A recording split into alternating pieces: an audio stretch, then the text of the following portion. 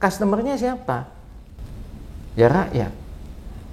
Iya dong, kan nggak bisa dibalik dong. Semua aparatur negara itu dapat penghasilan, digaji itu dari mana? Kan dari uang rakyat. Oke. Ya, dari pajak. Ya.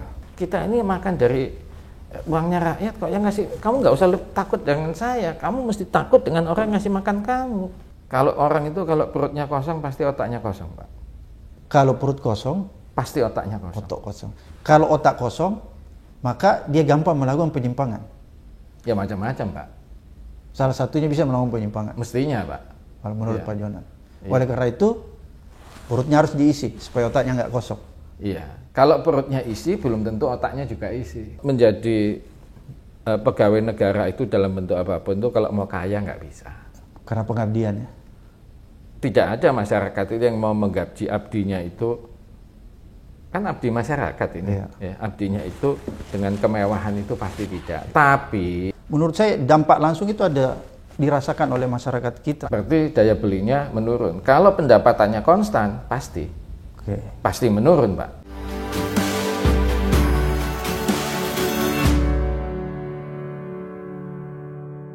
Selamat datang di channel Abraham Samad Speak Up. Teman-teman, saya menghadirkan seorang tamu, seorang narasumber yang juga sahabat saya. Beliau ini adalah pertama, mantan Menteri Perhubungan. Kemudian setelah berhenti jadi Menteri Perhubungan, beliau diangkat jadi Menteri SDM. Tapi sebelum beliau memasuki kabinet menjadi Menteri Perhubungan, beliau pernah menjabat jadi Direktur Utama Kereta Api Indonesia. Dan prestasi yang luar biasa yang bisa kita lihat ketika beliau menjabat sebagai Direktur Utama Kereta Api Indonesia yang merubah kultur. Kalau kita menyebutkan kereta api, kita selalu membayangkan sebuah transportasi yang tidak ramah dengan kemanusiaan dan syarat dengan calo-calo. Tapi ketika beliau masuk dan diberi kepercayaan sebagai nahkoda kereta api Indonesia, beliau mampu merubah pandangan serta persepsi kita seperti tadi yang saya sampaikan. Saya langsung saja, apa kabar Pak Jonan? Baik, Pak. Luar biasa. Kita salaman dulu Pak Jonan. Kira-kira bagaimana dalam keadaan sekarang ini Pak Jonan? Daya beli masyarakat kita semakin parah lah ya kalau menurut saya. Ditambah dengan ancaman krisis global. Itu kira-kira bagaimana keadaan ekonomi Indonesia saat ini? Kira-kira Pak Jonan bisa jelasin kepada kita semua. Karena background Pak Jonan ini kan ekonom, akuntan juga. Jadi pasti bisa meneropong lebih jauh nih. Inilah bakalan yang terjadi di Indonesia. Ini sebenarnya kalau pandangan saya, Pak ya. Ini pertanyaan ini kalau orang barat bilang itu is the $1 trillion question. Jadi kalau menurut saya sih nggak akan ada yang tahu ke depannya bagaimana dan sebagainya, karena faktor globalnya banyak sekali sih. Perang di Ukraina atau perang Ukraina dengan Rusia, NATO lah ya juga, ini menurut saya faktor yang besar sekali yang mempengaruhi juga harga energi global, Pak. Iya. Nah ini kalau orang bilang ya semua berharap sih perangnya akan berakhir segera gitu. Pak Jonan, ini kan banyak pakar ekonomi ya yang menyatakan bahwa dampak atau impact dari ancaman krisis global ini sebenarnya tidak sangat berdampak bagi perekonomian di negeri kita. Katanya sih begitu, banyak kalangan ekonomi yang menyatakan. Tapi kalau menurut kacamata Pak Jonan sendiri itu bagaimana kira-kira? Menurut saya betul, Pak. Secara agregat ya, secara keseluruhan, kalau ukurannya GDP, mestinya dampaknya tidak terlalu besar karena kita juga eksportir besar komoditi, termasuk komoditi energi, terutama misalnya batu bara. Ya, gas juga masih ekspor, ya masih surplus kita. Yang basisnya minyak ya, atau oil, atau baik gas oil atau gasolin itu impor. Jadi kalau ini di net off, mestinya kita juga dampaknya nggak akan terlalu besar sih, ya, menurut saya.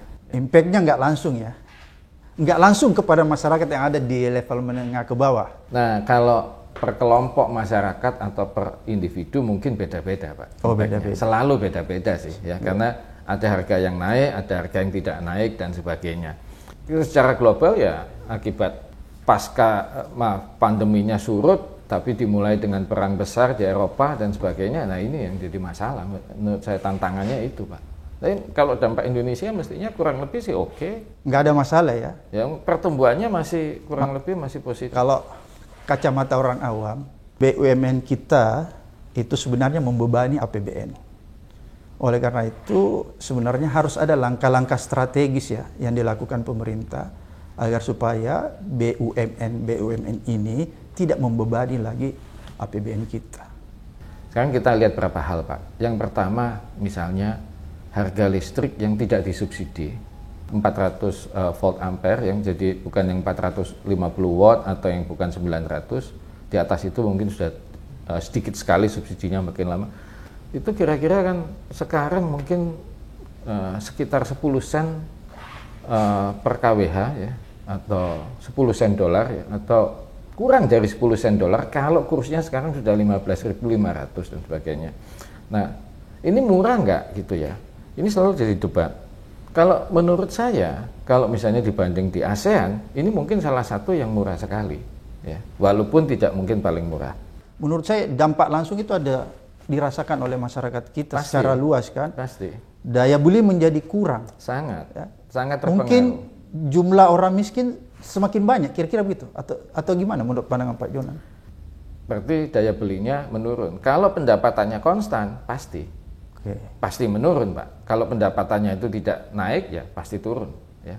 Tapi ya ini menurut saya sih ya yang kalau dampaknya betul, ya. Kalau dampaknya betul. Hanya apakah ini harus dijalankan apa tidak? Saya pikir ya tergantung kemampuan pemerintah untuk mau subsidi sebesar apa.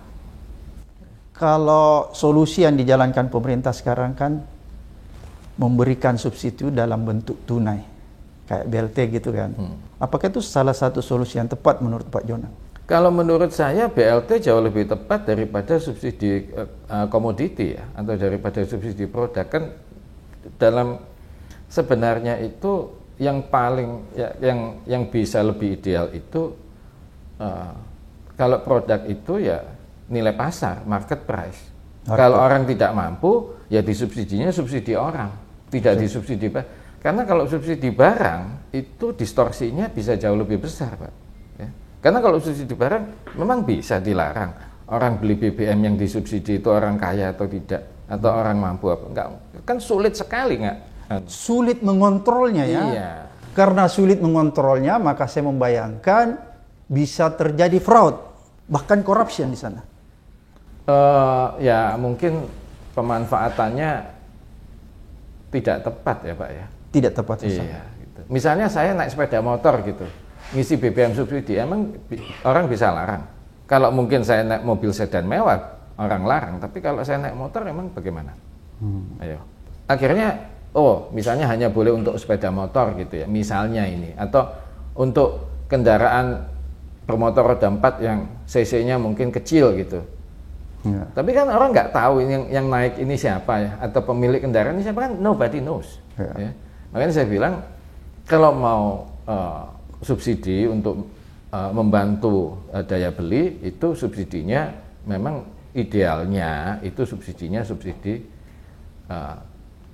orang, ya, subsidi subjek bukan subsidi objek. Kalau subsidi objek ya pasti distorsinya sulit, Pak, menangani. Di banyak belahan negara yang lain itu ya subsidinya subsidi subjek, Pak, subsidi orang, bukan subsidi objek.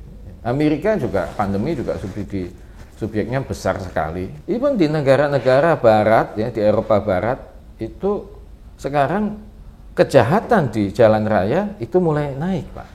Karena memang daya belinya sangat terpengaruh. Dampak dari krisis ekonomi itu. Ya, nggak bisa apa-apa sih.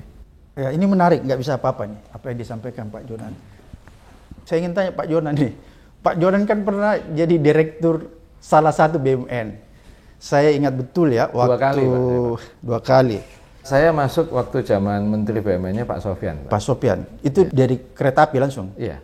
Kan ada yang menarik tuh, pada saat Pak Jonan di sana, Pak Jonan pernah menghubungi saya flashback ke belakang ya. Saat itu Pak Jonan bilang, Pak Abraham, pada saat itu saya masih jadi ketua KPK, tolong dong, saya dibantu sebagai dirut yang baru ya, karena saya ingin membenahi nih, membenahi kultur kereta api yang selama ini ya dikesankan oleh orang ini salah satu moda transportasi yang tidak nyaman, tidak manusiawi, penuh dengan kong kali kong, banyak calo dan lain-lain sebagainya. Belum lagi kalau kita bicara banyak aset-aset kereta api yang tidak jelas ya kemana rimbanya, itu semua harus diperbaiki. Oleh karena itu pada saat itu Pak Jonan ketemu sama saya dan kita berdiskusi panjang, kalau saya ingat ya, wah ini kuncinya kita harus perbaiki nih tata kelola kereta api ya, supaya kita bisa melakukan transformasi pada saat itu. Dan disitulah kira-kira kerjasama KPK dan kereta api pada saat itu. Dan saya ingin tanya Pak Jonan, itu kan ketika memasuki perusahaan kereta api Indonesia itu kan dia sudah punya ini Pak Jonan, menurut saya sudah punya corporate value ya, sudah punya budaya organisasi yang selama itu sudah menyatu dengan mereka. Dan menurut saya mungkin budaya organisasinya pada saat itu termasuk yang budaya organisasi yang tidak begitu bagus, sehingga yaitu tadi seperti yang saya katakan bahwa kereta api pada saat itu dikesankan ya, ini sebuah perusahaan alat transportasi yang tidak nyaman, tidak manusiawi, banyak pungutan liar, banyak calo dan lain sebagainya. Ini kan tantangan besar nih ketika Pak Jonan masuk di sana. Tapi sebelum Pak Jonan jawab itu, saya ingin tanya nih, Pak Jonan waktu jadi direktur kereta api Indonesia itu berapa gajinya? Waktu saya mulai ditugaskan itu take home pay-nya 25 juta. Apakah menurut Pak Jonan itu gede buat untuk seorang dirut BUMN atau biasa-biasa saja? Kalau ukurannya itu dibanding perusahaan transportasi yang sebesar kereta api, itu kecil sekali. Kecil sekali ya? Kecil sekali. Kalau dibandingkan dengan core bisnisnya ya? Iya, kecil sekali. Kecil sekali. Ya kalau mau misalnya apa dibanding dengan dirutnya perusahaan taksi yang besar gitu. Ya. Nah, kalau dibandingkan dengan Pertamina kan nggak ada apa-apanya tuh dirut kereta api Indonesia. Dibandingkan dengan mungkin iya, dirut PLN nggak ada apa-apanya. Makanya kan orang semua lomba-lomba tuh Pak Jonan pengen jadi dirut Pertamina. Kan itu sebenarnya kan amanah dirut Pak. Garuda. Iya mungkin sebagai orang kayak Pak Jonan itu amanah ya, tapi kan ada sebagian orang menganggap itu tempat yang basah. Oleh karena itu, apa sih problem di BUMN itu Pak Jonan? Menurut saya itu kadang-kadang dirutnya itu suka terpeleset. Kita lihat Pertamina terpeleset korupsi, PLN terpeleset, Garuda terpeleset. Kalau menurut saya, kalau di sebuah korporasi atau di sebuah BUMN, kalau korupsinya itu berulang-ulang Pak Jonan, misalnya di masa lalu dirutnya terpeleset, kemudian dirut yang lainnya juga terpeleset, itu kan ada sesuatu menurut saya. Ada sebuah sistem yang menurut saya, sistem yang ada di dalam itu justru memproduksi kejahatan korupsi. Kalau kita bicara sistem, maka mungkin itu ada tata kelola di situ yang menurut saya justru memproduksi kejahatan korupsi. Kalau dia sebuah sistem yang memproduksi, jadi saya membayangkan nih Pak Jonan, kalau dia mesin itu yang memproduksi, sehingga orang sebaik apapun datang di sana bisa terpeleset. Itu satu, itu teori pertama. Kemudian yang teori kedua, mungkin tata kelolanya bagus, sistemnya bagus, tapi orang yang masuk di sana memang orang yang nggak punya integritas atau punya motivasi lain. Kira-kira bagaimana tuh Pak Jonan bisa menjelaskan kepada kita nih? Ini banyak pemirsa nih yang pengen tahu nih pengalaman Pak Jonan sebagai Dirut BUMN. Saya pikir itu kalau tata kelola itu sistem dan tata kelola harus diperbaiki dari waktu ke waktu sesuai dengan norma lah ya. Sesuai dengan norma, sesuai dengan etika, sesuai dengan perundangan sih. Kalau orang sih saya kira sih itu ya kasuistis Pak, saya nggak komen itu, nggak ada komentar sama sekali sih. Tapi kalau menurut Pak Jonan memang ada masalah dengan tata kelola itu di BUMN. Oke, kalau Pak Jonan nggak bisa masuk ke BUMN yang Pak Jonan tidak pernah menakodai, paling tidak Pak Jonan bisa memberikan gambaran kepada kita semua bagaimana tata kelola yang ada di kereta api pada saat itu. Apakah itu tata kelolanya memang memungkinkan? Ya, atau seperti tadi yang saya katakan, justru dia memproduksi kejahatan korupsi. Jadi siapapun orang datang di situ bisa terpeleset. Tapi kan kalau saya pikir di kereta api pada saat itu sistemnya atau tata kelolanya jelek sekali, memproduksi kejahatan korupsi kan bisa juga Pak Jonan terpeleset. Bisa. Tapi kan tidak. Oleh karena itu saya ingin dengar nih pandangan Pak Jonan. Apa tata kelolanya atau orangnya? Saya kira ini per individu masing-masing. Ya. Kalau tata kelola itu sebenarnya ya kan menjadi satu paradoks besar bahwa BUMN kita ini dikelola dengan makin banyak aturan, makin banyak rambu-rambu dan sebagainya. Nah, terus pertanyaannya ini mengganggu efektivitas daripada misi yang diemban oleh sebuah badan usaha atau tidak. Terlalu banyak rambu-rambu, terlalu banyak regulasi, terlalu banyak intervensi, itu yang dimaksud Pak Jonan mungkin. Sehingga dia menghambat ya. Kalau intervensi sih ini kasuistis juga Pak. Ini soal dari waktu ke waktu ya, soal orangnya sendiri bagaimana dan sebagainya gitu ya. Artinya kalau intervensi itu tergantung dari dirutnya ya. Apa dia mau terintervensi atau dia tetap independen gitu kira-kira? Iya, menurut saya itu Pak. Oke. Dan itu Pak Jonan sudah lakukan ya waktu di kereta api. Walaupun ada intervensi, nggak ada deh intervensi. Nggak. Diabaikan aja. Kebetulan saya nggak pernah merasakan ada intervensi Pak. Oh, waktu di kereta api ya? Biasa aja. Biasa aja ya, sehingga lebih mudah untuk memperbaikinya ya? Ya, mungkin lebih mudah untuk memperbaiki itu betul. Lebih mudah? Enggak ada. Enggak. Intervensi itu kan sebenarnya kalau ada ya tinggal kita mau apa tidak gitu aja ya. Moda transportasi itu kan macam-macam ya. Menurut saya spiritnya itu kan 3 semua moda transportasi itu. 1 itu adalah ketersediaan, 2 itu keterjangkauan dari segi harga. Nah, yang ketiga ini safety-nya bisa melindungi pengguna atau masyarakat. Itu aja sih yang paling penting sih.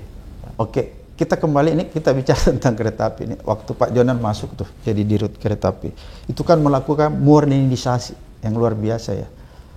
Apa hambatan yang paling berat lah Pak Jonan hadapi pada saat itu ketika baru masuk nih ya?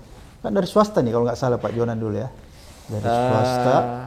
Persis sebelum itu saya dari Citibank Pak. Ya Citibank ini kan beda banget tuh kalau di swasta ya, itu kan ada nama. Ya beda sekali Pak. Kalau di swasta itu kan corporate value-nya itu kan udah jalan Pak Jonan kan gitu. Kalau di BUMN itu kan corporate value-nya itu kan belum jalan atau belum begitu bagus. Kenapa saya katakan belum begitu bagus? Saya punya pengalaman Pak Jonan. Saya pernah diundang oleh Bank Indonesia ya. Ketika itu dia ingin merumuskan dan memperbaiki corporate value-nya atau lebih spesifik code of conduct-nya. Ya. Dan pada saat itu saya diminta memberikan masukan, kemudian memberikan pengalaman ketika di KPK. Saya menjelaskanlah tentang corporate value KPK itu, code of conduct-nya dan lain sebagainya. Kan kalau pasti Pak Jonan tahu lah kalau corporate value-nya KPK itu kan budaya organisasi ya, budaya organisasinya itu kan kuat banget kan. Belum lagi kalau kita lihat di code of conduct-nya itu kalau orang bilang itu keras dan tegas banget. Dia tidak memberikan ruang orang melakukan fraud, penyimpangan. Karena apa? Di dalam code of conduct-nya KPK itu diatur secara rinci ya. Apa yang bisa dilakukan, apa yang tidak bisa dilakukan. Dan diatur pula di dalam code of conduct-nya itu sanksi atau pelanggaran, jenis-jenis sanksi, jenis-jenis pelanggaran yang akan diterima atau akan dikenakan bagi insan KPK yang melanggar. Itu jelas sekali satu persatu terurai. Dan itu saya sampaikan di depan forum Bank Indonesia. Ini loh saya bilang code of conduct-nya KPK. Kebetulan juga ada teman dari DPR juga menyampaikan ini. Kalau DPR ini code of conduct dan sebagainya. Waktu itu saya jelaskan secara rinci code of conduct KPK. Salah satunya misalnya ini Pak Jonan, di dalam code of conduct KPK itu ada salah satu menyatakan begini. Setiap pegawai KPK dilarang memasuki tempat hiburan. Ada itu. Tempat hiburannya dijelaskan. Apa-apa gitu. Itu kan rinci kan? Saya gedung bioskop boleh dong. Boleh. Saya ingin mengatakan begini Pak Jonan. Saya kan membandingkan dengan berbagai macam code of conduct yang ada di BUMN, bahkan aturan disiplin pegawai negeri. Itu tidak ada setegas, sekeras itu ya. Nggak ada lah.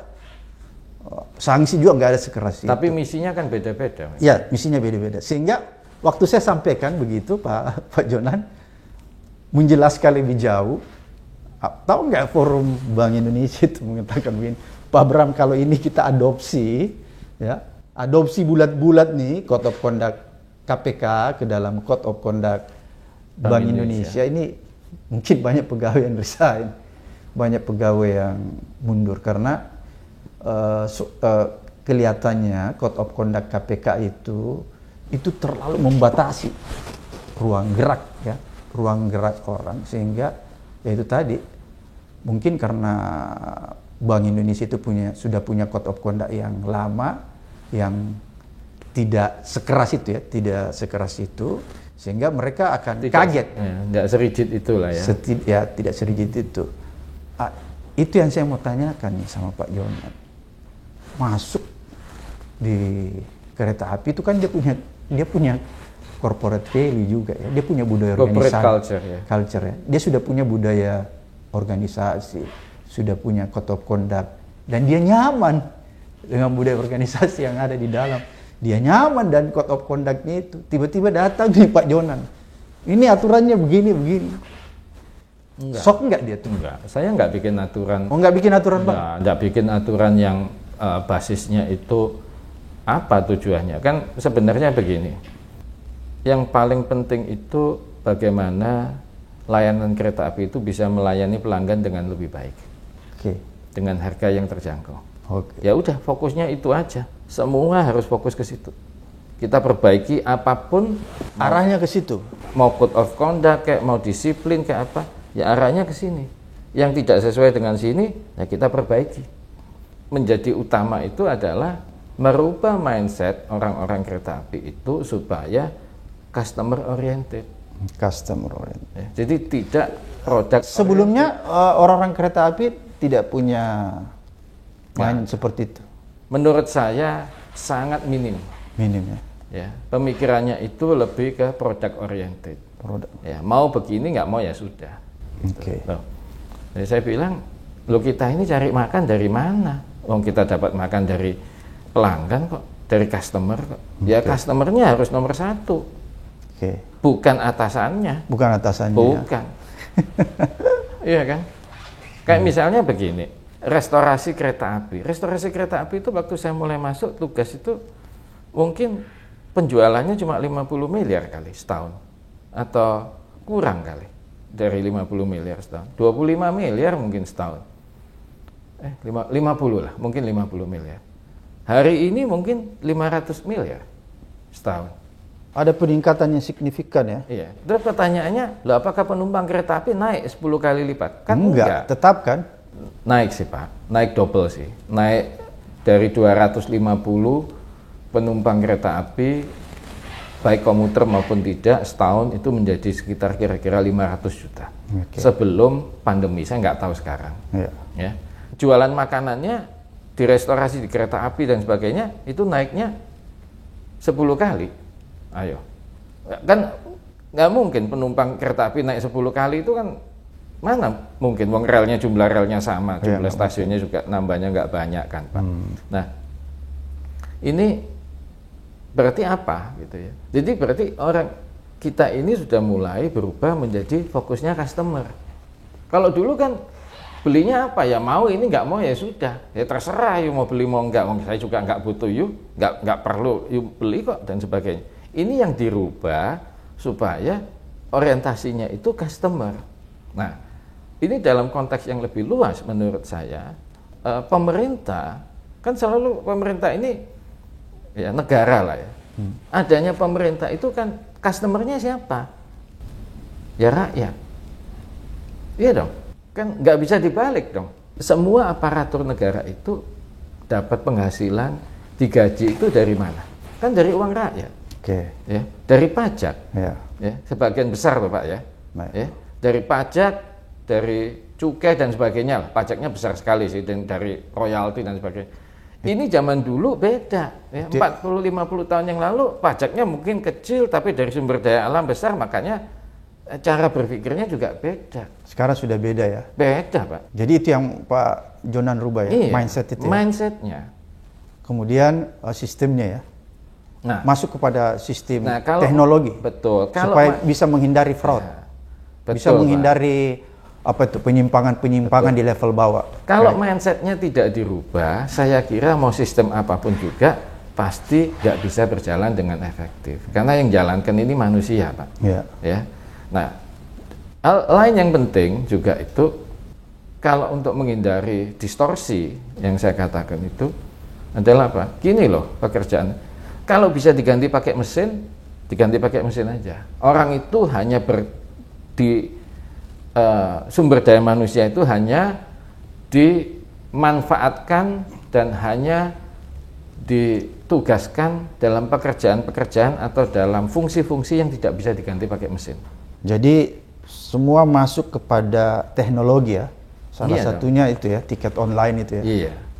Itu untuk lebih mengefisienkan yang pertama, kemudian yang kedua menutup ruang orang melakukan penyimpangan ya. Nah, kan sekarang begini kan pertanyaannya. Zaman dulu semua ngomong di kereta api. Bagaimana kok banyak calo di stasiun? Loh, kan cuma ngomong aja. Ya. Tapi tidak ada tindakan nyata. Ada sih Pak. Kalau mau ditertibkan seminggu, 2 minggu, mau tahan berapa lama? Ya, mau setahun dan sebagainya. Makanya waktu itu ganti pakai sistemnya digitalisasi. Ganti mesin. Yang bisa pakai mesin harus pakai mesin. Pembayaran juga nggak bisa tunai, harus pakai mesin dan sebagainya.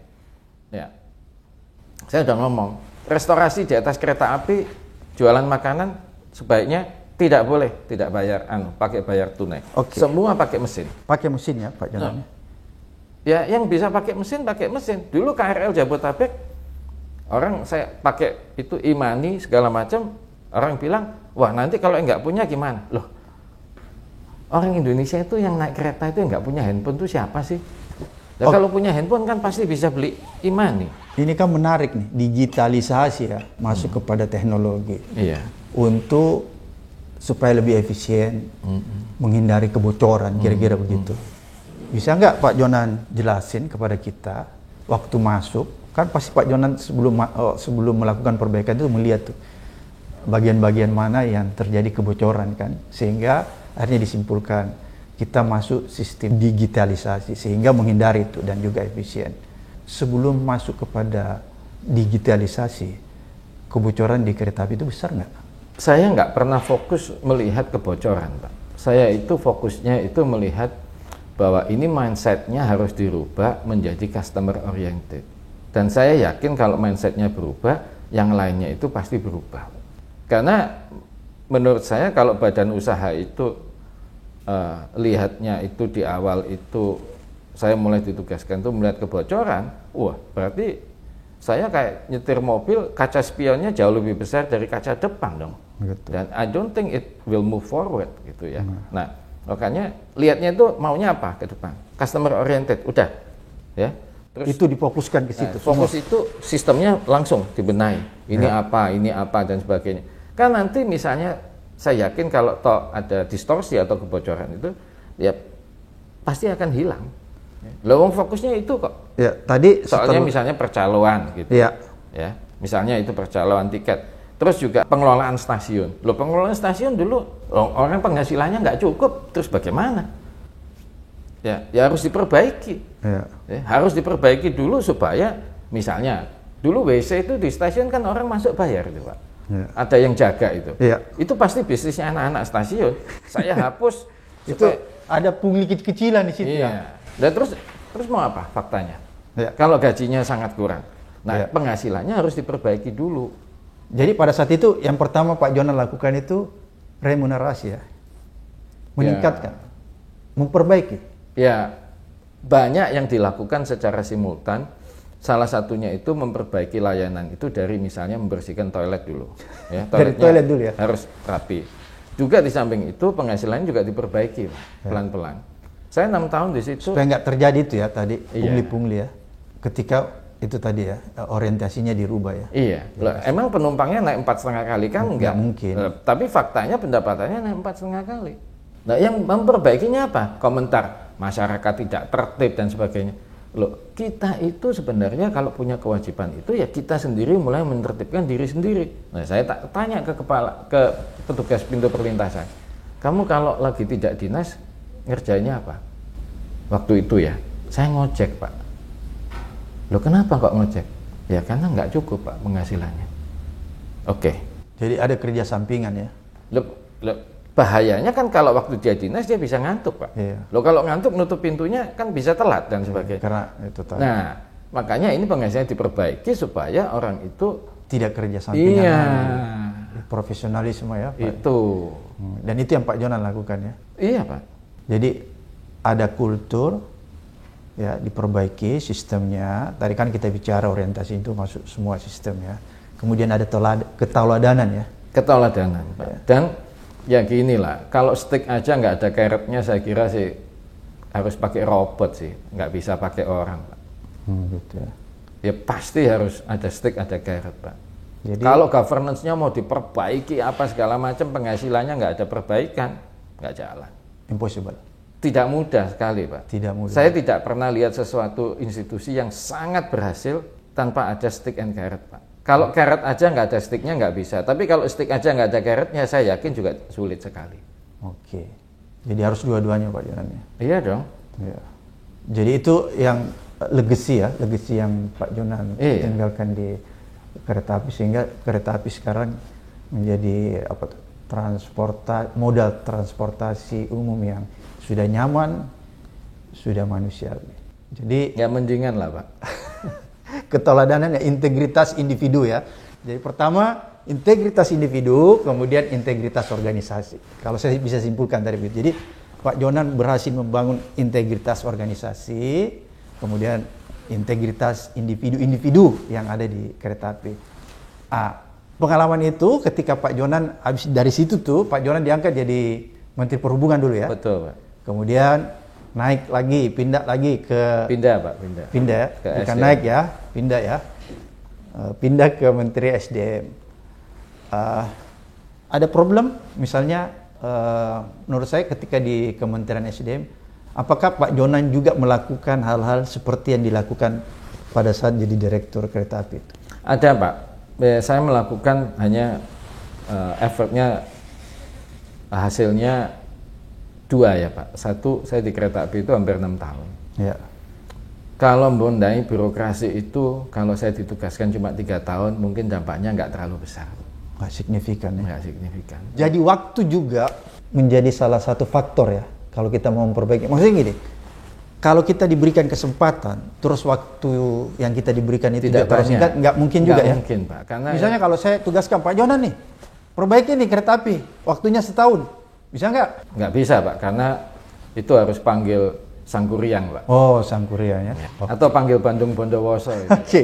Jadi itu pengalaman yang luar biasa menurut saya yang dilakukan Pak Jonan yang bisa menginspirasi bagi kita semua. Kalau memperbaiki improvement fisik itu bisa, tapi merubah kultur, merubah mindset nggak bisa. Ya, itu yang susah. Oh, itu nggak bisa, Ya, cepat budaya itu nggak bisa. organisasi, ya. Gimana caranya? Ya, apalagi kalau dia sudah mengakar budaya organisasinya, Pak Jonan. Itu iya. tadi yang saya maksud.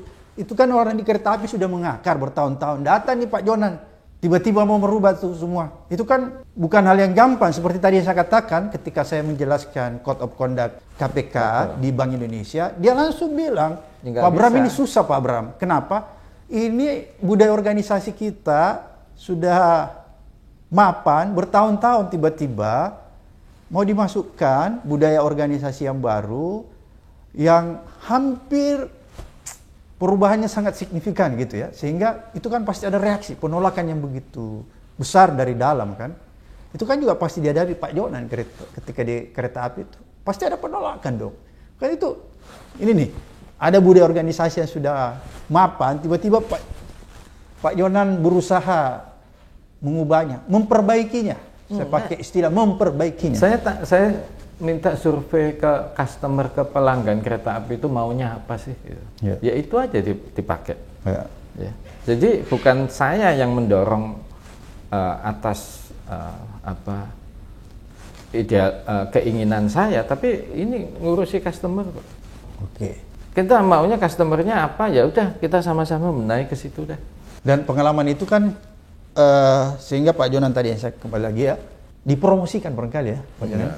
Oh ya, itu kalau dari dirut kereta api naik itu promosi ya, ya promosi. Dari Menteri Perhubungan, kemudian pindah lagi nih Menteri SDM. Ketika di Menteri Perhubungan dibandingkan dengan Kementerian SDM, mana yang lebih mudah nanganinya, memperbaikinya? Kan masing-masing punya budaya organisasi nih ketika Pak Jonan baru masuk di dalam. Sebenarnya ini tidak apple to apple karena beda core business. Bukan Pak, saya di Kementerian Perhubungan itu hanya singkat 21 bulan. Jadi tidak punya waktu yang banyak untuk bisa memperbaiki ya. Seperti tadi lagi-lagi Pak Jonan bilang harus ada waktu yang cukup. Jadi nggak punya waktu yang banyak ya di situ. Di SDM berapa tahun? 36 bulan. Lagi-lagi waktu singkat. Kalau menurut saya itu pendek Pak. Ya, karena birokrasi itu kan regulator. Regulator itu kalau mau merubah kulturnya menjadi melayani masyarakat atau customer oriented itu menurut saya jauh lebih panjang Pak. Karena mereka nggak biasa operasional. Loh, kalau kereta api itu kalau misalnya skalanya 0 sampai 10, 0 tidak melayani, 10 melayani. Mungkin waktu saya ditugaskan masuk itu nilainya 4 Pak, atau 5. Tinggal saya naikkan aja sampai mungkin 7 atau 8. Nggak mungkin 10 lah ya, perfect. Tapi kalau birokrasi kita, menurut saya dari 0 sampai 10, kebanyakan itu juga 3 paling. Atau 4 gitu paling tinggi. Ya, menurut saya. Nah ini kalau pelan-pelan dinaikin jadi 5, jadi 6, jadi 7, jadi 8, ya saya kira butuh waktu. Paling kurang ya mungkin 5 tahun gitu, itu paling kurang Pak ya dalam satu fokus. Ini pikiran saya sih. Saya bisa salah sih karena ya mungkin ada orang yang hebat-hebat sekali yang bisa merubah dengan waktu yang singkat gitu. Superman ya. Itu Pak? Nggak tahu saya. But isunya itu yang seperti Bapak bilang itu institutional culture. Loh ini organisasi ini secara institusi sudah sama tuanya dengan umur republik misalnya. Terus tiba-tiba kita datang. Nah kalau mau kita ajak berubah itu customer oriented, melayani kepada pelanggan dan sebagainya, ini ya makan waktu Pak. Ya. Karena ini tidak mungkin mechanical, tidak mungkin hanya bikin peraturan, bikin apa? Bikin sistem. Tidak mungkin Pak. Ya. Culture itu kan beyond system Pak, beyond regulation. Ya. Beyond semua yang sifatnya mekanis ini kan beyond itu. Itu kan ada di sanubarinya orang Pak. Ya. Di nurani ya? Iya, di nurani. Di nurani. Gitu. Kan hati yang paling dalam itu namanya nurani. Iya. Nah itu nggak bisa kalau mau cepat dan sebagainya gitu. Ya. Kan kalau semua aparatur itu berpikir bahwa dia bisa melayani atau semangatnya itu masyarakat itu sebagai customernya dia, oh itu sudah hebat. Apapun pasti lain semua Pak. Jadi waktu yang diberikan di Kementerian SDM maupun Perhubungan belum terlalu cukup Iya. untuk Pak Jonan melakukan perubahan yang signifikan? Bukan Pak, untuk supaya organisasi ini berubah mindsetnya bahwa masyarakat itu sebagai customer Pak. Yang gitu ya. Ya, itu aja sih. Ya, Kan sebenarnya kalau itu jalan sih jalan. Ya, Pak. karena kan begini Pak Jonan, saya ingat waktu saya jadi ketua KPK, kita itu ada program ya, namanya memperbaiki tata kelola pertambangan mineral, Betul. batu bara dan lain sebagainya. Ya, itu sebelum saya di sana. Iya, saya tahu sekali pada saat itu masih ada dirjennya Pak Saukat itu dirjen minerbanya kan. Kita sering panggil ke kantor untuk memberikan Diskusi dia lah ya. pengarahan apa-apa yang harus diperbaiki. Jadi kan banyak problem tuh di sana Pak Jonan. Tapi pada saat itu kan Pak Jonan belum jadi menteri. Nah, itu yang saya ingin tahu tuh. Ketika masuk di sana itu kan banyak masalah Pak Jonan ya. Mulai dari pertambangan itu yang paling banyak masalah ya di sana. Kan tadi Pak Jonan bilang waktunya tidak terlalu banyak di sana kan, sehingga belum memaksimalkan ya, mungkin gitu ya, belum terlalu maksimal melakukan perubahan-perubahan, sehingga memang pada akhirnya waktu juga menjadi faktor yang sangat menentukan untuk seseorang ketika dia menangkodai untuk merubah budaya organisasinya. Kira-kira kalau saya tanya Pak Jonan, butuh berapa tahun kira-kira kalau di Kementerian SDM? Ya, idealnya itu sebenarnya ya mungkin 5-10 tahun ya Pak ya. Satu periode ya? Idealnya sih. Ya, kalau diangkat jadi menteri satu periode bisa ya? Ya. Kalau di tengah jalan baru diangkat susah ya? Ya enggak, saya aja enggak mampu Pak. Nggak mampu ya? Saya nggak mampu. Oh, nggak mampu kalau sistem birokrasi? Nggak bisa semua berubah, nggak bisa Pak. Nggak bisa? Ya ada yang berubah, ada yang pelan sekali berubahnya dan sebagainya. Cuma apa yang paling sulit Pak Jonan? Sehingga butuh waktu itu? Ya ini Pak, ya merubah mindset kan. Ya. Merubah mindset kan. Gitu ya? Itu yang menurut saya paling sulit Pak. Contohnya, saya di kereta api itu udah selesai dari kereta api itu udah 8 tahun ini Pak, bulan ini 8 tahun. Kereta apinya tetap berkembang sih ya, plus minus lah ya Pak. Tapi semua layanan perkereta apian makin lama makin baik. Ya. Plus minus ya mungkin ada soal kebersihan lah, kiri kanan dan sebagainya. Ini detailnya ya, detail ini style sih, leadership style juga berpengaruh. Tapi saya pikir sih it's growing ya. SDM juga bagus ya, SDM juga improve banyak soal layanan tentang digitalisasi dan sebagainya. Di Minerba juga ada menggunakan digitalisasi yang besar sekali untuk pendaftaran dan sebagainya. Ya, kalau Bapak tanya bisa tuntas nggak? Menurut saya belum. Belum. Ya. Belum. Nah, ya PR pengganti saya ini sekarang lagi diselesaikan dan tapi yang utama itu kan merubah mindset bahwa masyarakat itu sebagai customer. Customer ya. Itu yang tidak ada selama ini. Ya, makin lama makin ada. Kurang dipahami. Ya, itu. Kurang dipahami. Iya. Lah kan pendidikan birokrasi kita ini harus dirubah, Pak. Bahwa sistem pendidikannya atau sistem rekrutmennya? Enggak, rekrutmen itu enggak ada yang salah, Pak. Sistem pendidikan, sistem orientasi berpikirnya itu bahwa kita itu aparatur negara dalam bentuk apapun itu adalah pelayan masyarakat. Atau ginilah dibaliklah, masyarakat ini sebagai pelanggan atau sebagai customer. Loh, customer itu ya customer aja Pak, kan harus dilayani. Harus dilayani. Wong yang ngasih makan kita. Ya, pajak mereka. Iya, apa kan, semua. iya. Dulu saya di kereta api juga sama, di SDM di perhubungan saya, loh kita ini makan dari uangnya rakyat kok yang ngasih, kamu nggak usah takut dengan saya, kamu mesti takut dengan orang yang ngasih makan kamu. Nggak kan, usah takut sama atasan, takut sama rakyat. Iya, kan beda Pak. Gitu. Jadi memang butuh waktu yang lama Pak Jonan ya. Kalau birokrasi. Merubah itu lama Pak. Rekrutmen itu nothing is wrong Pak. Wong yang direkrut itu orang muda kok. Oke. Ya, wong itu kan yang direkrut itu orang muda yang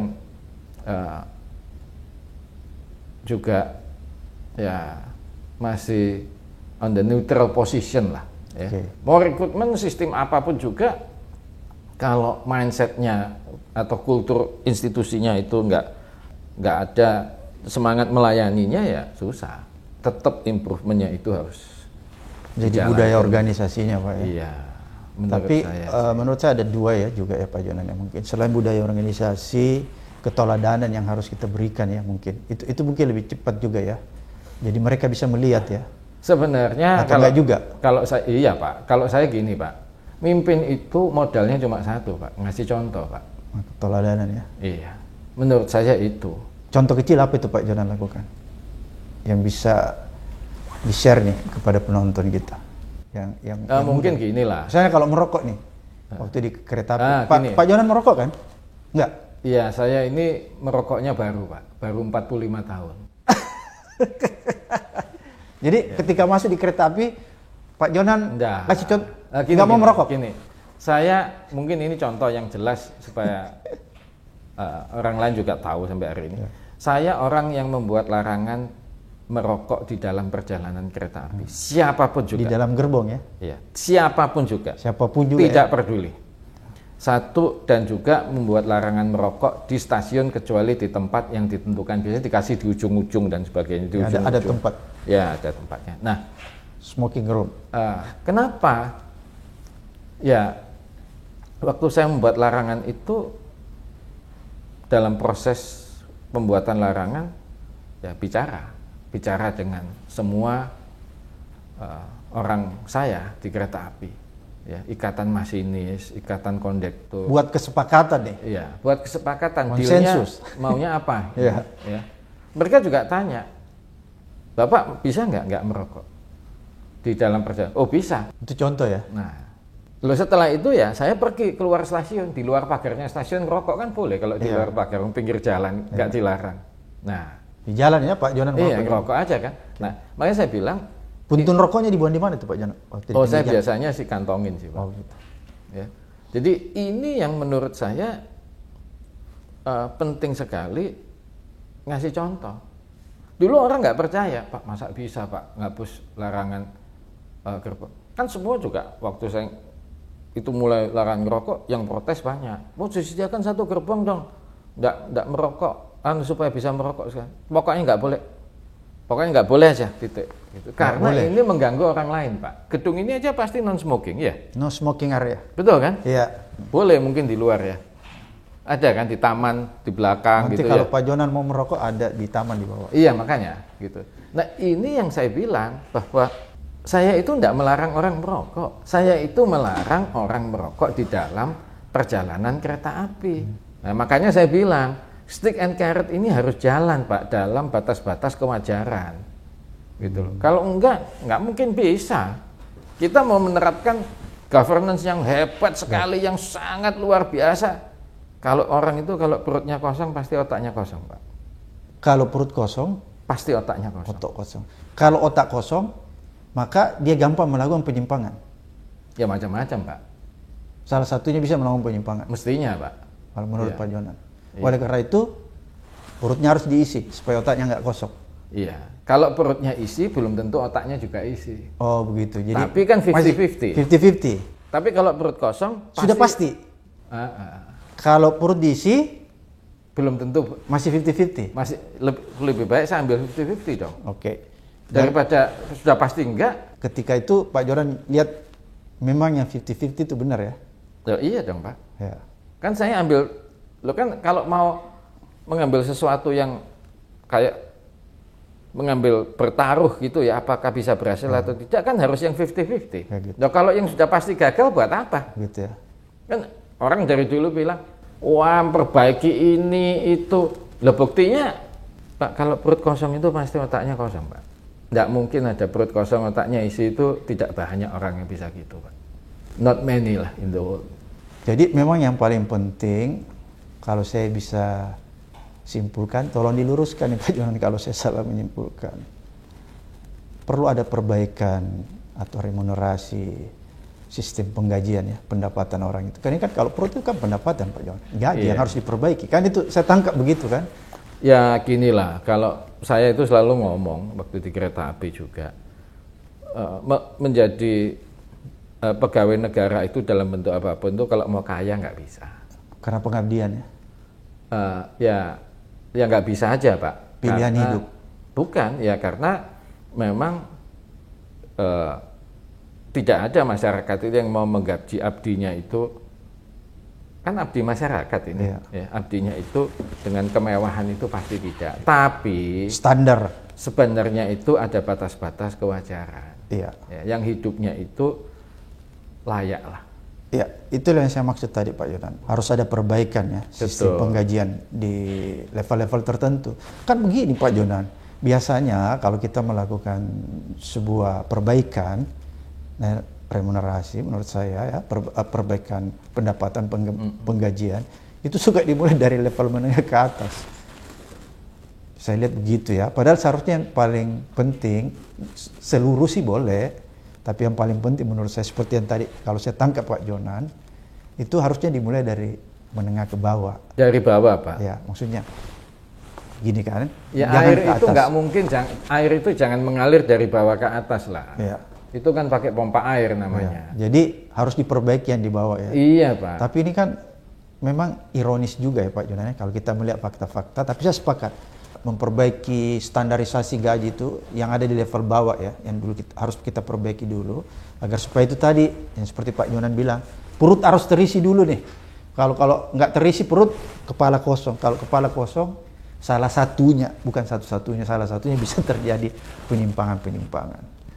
Tapi di lain pihak juga Pak Jonan, kalau saya lihat, kok ada yang perutnya terisi, gajinya gede, yang ada di level atas, tapi itu juga masih terjadi penyimpangan.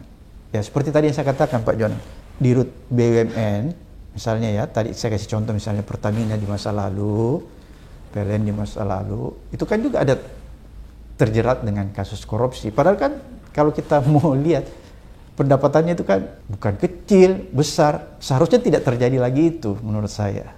Tapi itu masih terjadi. Kira-kira itu apa ya Pak Jonan ya? Apa yang menyebabkan mereka melakukan Pak, itu? Kan tadi saya bilang, apakah corruption by greed? Kalau perutnya isi, otaknya belum tentu isi, tapi 50-50 kan? Ya. Jadi kan kalau 50-50 ya kasuistis. Enggak, tapi kalau orang yang sudah banyak duit, gajinya gede, korupsi itu apa tuh? Serakah kan? Ya itu orangnya sendiri. Greedy. Pak. Iya Pak. Iya kan gitu kan? Iya. Karena kan udah cukup nih, kenapa harus korupsi?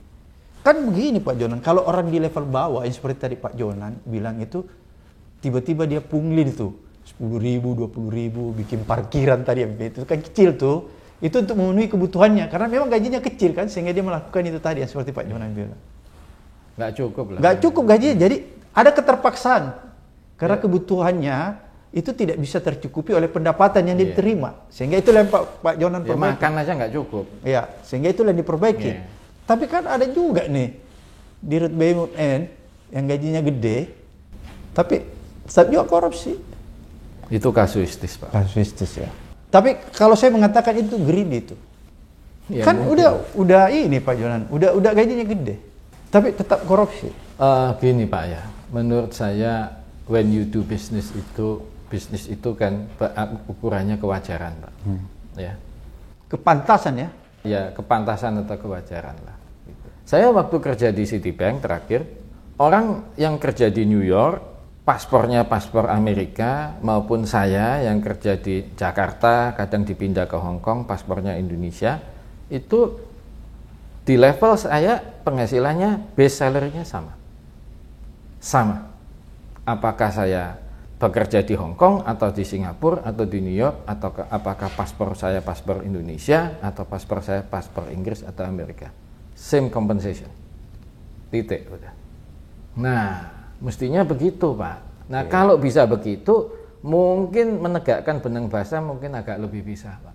Jadi Pak Jonan mau bilang kalau direktur kereta api ketika Pak Jonan masuk itu cuma sekitar 25 juta, itu wajar karena revenue-nya kecil, tidak segede yang ada di Pertamina. Betul. Sekarang saya tanya, ketika Pak Jonan itu kan sebelum masuk di kereta api itu di rut Citibank, ya, managing director. Saya bisa memastikan itu gajinya lebih besar daripada direktur kereta api. Begitu kan? Benar nggak? Pak, gajinya Pak Jonan di managing director di Citibank itu lebih besar daripada di rut kereta api. 10 kalinya Pak. 10 kalinya, oke. Karena 10 kalinya ketika Pak Jonan masuk jadi direktur kereta api, itu kan kecil sekali tuh keras 10 kalinya, ya kan? Kan pasti kaget tuh kecil. Enggak, masalahnya itu adalah bahwa saya harus berusaha menyesuaikan. Iya. Menyesuaikan dengan gaji sekecil itu. Iya. Ya, menyesuaikan gaya hidup, dirubah semua. Enggak, Pak. Saya tidak merubah gaya hidup, saya tidak merubah apa yang saya janjikan. Cuma menyesuaikan ya, menyesuaikan dengan gaji kecil ya, itu ya. Ya udah, tapi menyesuaikan aja, Pak. Menyesuaikan aja ya. Tapi itu kan rokoknya sama masih, Pak. Ya? Merek rokoknya masih sama. Seharusnya governance itu kan alat ya. Alat agar supaya orang dipandu, pedoman, supaya orang tidak melakukan A, B, dan C. Bisa melakukan A, B, dan C. Kan gitu kan? Nah, sehingga menurut saya kalau Pak Jonan tadi katakan governance-nya atau budaya organisasinya itu sebenarnya sudah rigid dibandingkan dengan private sector, maka seharusnya tidak lagi terjadi korupsi di BUMN. Kan gitu logikanya. Tapi kenyataannya itu kan terjadi. Berarti kalau terjadi, yang masalah memang orangnya. Kan begitu Pak Jonan. Iya. Ya, gitu. Jadi orang yang ditempatkan mungkin kurang tepat. Oleh karena itu, memang yang perlu ditanamkan itu integritas individu ya. Membangun integritas individu ya. Ya, membangun mindset, Pak. Ya.